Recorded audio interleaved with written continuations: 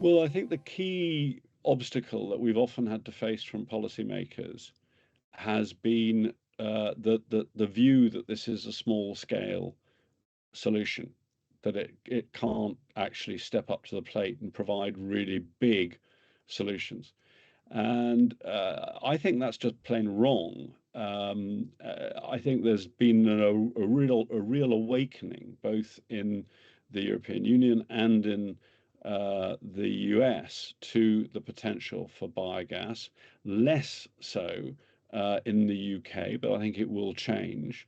In the wake of the Russian invasion of Ukraine and the very sharp rise in the gas price, suddenly everybody gets very interested in this extraordinary resource that we have from available from food waste, from wastewater treatment plants, from farm wastes in particular, probably the biggest potential feedstock for us in the UK and I think in many other European countries, and industrial waste. I mean, we have some very good plants in the UK that are operating off whiskey mash, which is the residue when you make fine Scotch whiskey. So, there's a massive amount of potential here. And I think that's something that we just really have to go on hammering away at.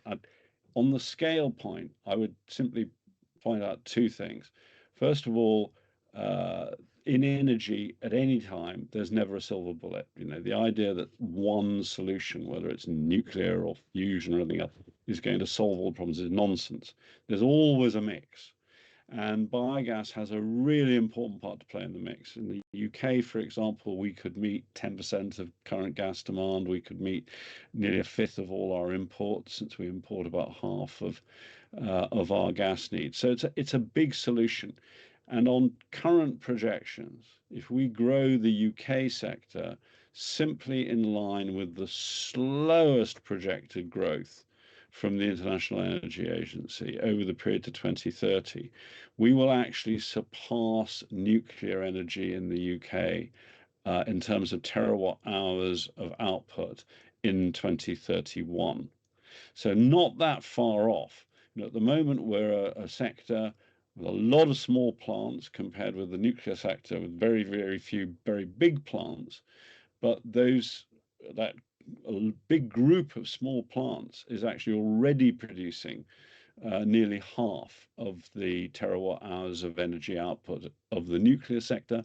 And on current trajectories, we will be producing more in 2031. And I think you can look across a whole range of other European countries and you would find the same story, that this is becoming a big mainstream solution, and policymakers need to be aware of that and start talking seriously about what is necessary to unlock the potential of the sector.